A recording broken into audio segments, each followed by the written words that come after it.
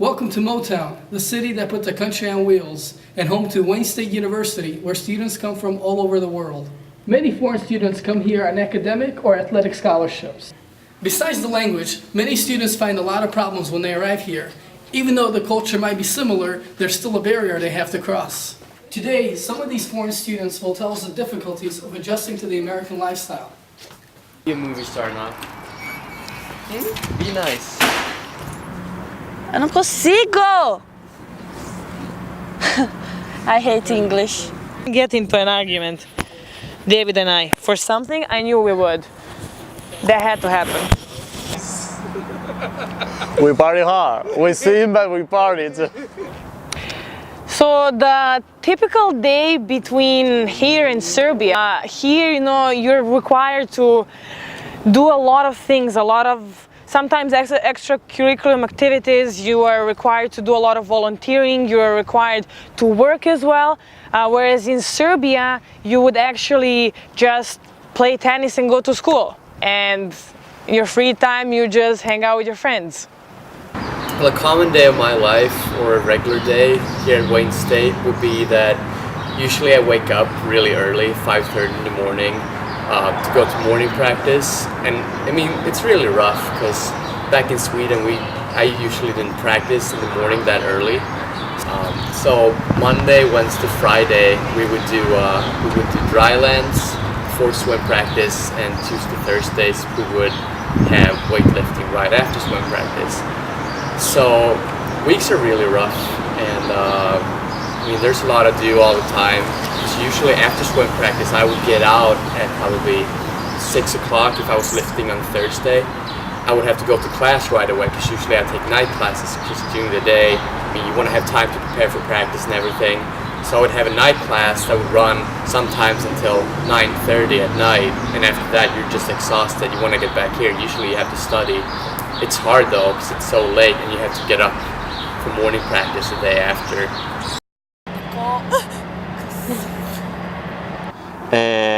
Coño, espera. Posso falar em português? Sí, vamos. Tá bom. My day in Detroit is pretty similar than my days when I was living in Madrid. The thing of here is that everything is close to the campus. I don't have to commute to work or to my classes or to the practice, so I don't have to spend too much time going from one side to from one place to the other. The thing that I miss a lot and the most is the food, Spanish food. I miss it a lot because it's so much different. So as for quality of life in Detroit, I mean, that differs a lot than the quality of life in Serbia, because here, besides all the studying and practicing, which is fine, the food is very, very different. So, for example, if I would want to kind of go out and buy fresh produce, or if I would want to, I don't know, buy fresh bread, I would have to have a car in order to go somewhere else and buy that. And the things that I really, really miss from back home, that differ from here, is we do have time to enjoy. We have pleasurable lives. So, like, if we want to go out with our friends to have coffee or, like, have a drink, no matter what, we're gonna go during the day. We're not even if we work, we'll still have time to do all that. So that's really different. Se eu estivesse no Brasil agora, provavelmente eu estaria na praia, tomando sol com os meus amigos, bebendo alguma coisa, jogando vôlei, nadando. Totalmente diferente daqui, porque todo final de semana está muito frio. Eu tenho que ficar em casa, estudando ou na biblioteca. Então, esse é o que para mim está sendo mais difícil aqui, o frio. Of course, the education here, it's very different. First of all, it was hard to get into the whole English thing. I've been educated in Swedish for 17 years before I got here, and I knew English when I got here, but it was not that good really. And going from high school level to university level and then change language at the same time, that was like it was a shift that was really hard for me. One thing that is really, really different from Spain, and if you compare it with America, is the academic system. In Spain, you only have to, well, if you are in the public system, you don't have to pay, well, you have to pay just around $1,200 to get into the university per year, and you don't have to also to attend all your classes. You just need to attend your exams, which are in February, either February or June, and you only have to study just 1 month, really hard month, but just 1 month or 2 months each year. And it's not, however, here in America, it's like you need to attend your classes every day, do your papers. So as for education, the difference between here and Serbia is tremendous. So there are multiple examples, but for instance, sometimes when students ask me where I'm from and I say I'm from Serbia, they usually think it's Siberia, which is in Russia, which doesn't have to do anything with Serbia. If I try to explain to them where Serbia is, they still say, oh yeah, I know, yeah, I know, but like I know they don't know. So a lot of my friends are very limited because they really think, you know, they have the best education, they have the best this, best that, but they don't. Things that we do in high schools prepare us for our higher education, and our high school education is actually higher than your higher education. So those are the huge differences. And if I, as an international student and a 23-year-old international student, come here and can manage, you know, different languages and can manage different classes in a different language, I mean, that says a lot about my base of my education. So I really do believe that not just Serbian but European education in general is a lot higher and a lot better quality than American education. ¿Y por qué no me hace, por ejemplo, la pregunta también y lo cortas? Oh, you're in America, you know, you speak American. No, I don't speak American, I speak English, okay?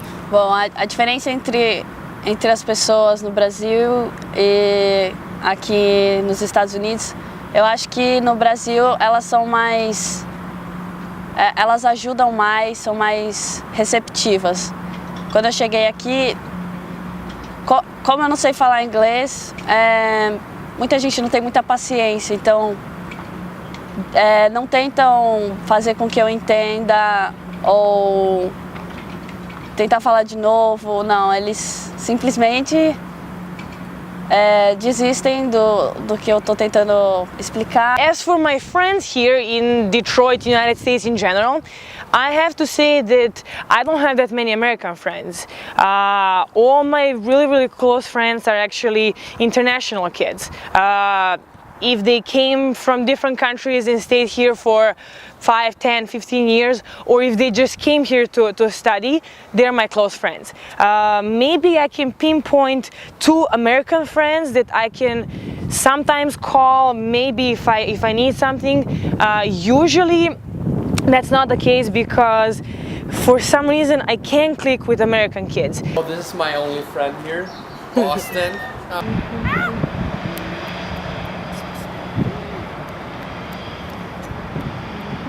Well, once I'm done with my academic and my athletic requirements from Monday to Saturday morning, it starts my weekend, and I usually try to have some rest and to party, hang out, or go to restaurants or having dinner with friends, just hang out with my friends. I usually meet with my friends here at 9, I have dinner, and then maybe I have some drinks. And in Spain I used to have dinner around 11, 11:30 and get ready in order to meet with them like around 1 o'clock in the morning, because everything closes like around 6 in the morning, 7, 8 o'clock, it depends. It depends on the day, and it depends the place and the bar or club or disco. But what is true is that everything in Spain works like later. Everything is later. All right. Well, the parties here, they're so much fun. The only thing though that is hard is people want to go out to the bars and everything. And we've got the Bronx bar right here, and you have to be 21 to get in. In Sweden, you don't have to be 18 to go to bars. It's kind of a bummer, I guess, when I came here. But at the same time, we have a lot of fun just partying indoors. And then we have right across the street, actually, from the bar, we have a liquor store. And I mean, usually you can't buy alcohol either if you're 21, or if you're not 21. But it's a lot easier here to get served, I guess, than at the bar. So let's say we want to have a party here. I can usually go across the street and buy beer with booze myself, and it would be a lot of fun then, because the parties are really fun, and we are swimmers too, so we party really hard.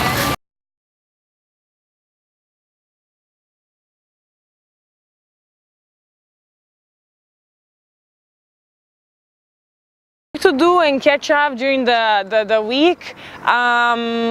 Majority of the time would be, we would stay, my teammate and I would stay in our apartment. But if we do go out, maybe we would go to DIA, or we would go to African American Museum, or we would go and walk downtown and go to a restaurant or Riverside. We love to go to GM building. I don't know why, but I just think it's beautiful. So we treat ourselves, we go to pastry shops. I think that would be kind of our ideal weekend, to go out and treat ourselves with something that we don't usually do during the weekend. So, and at night, I mean, sometimes we go to clubs. MGM is actually really, really fun and interesting to go.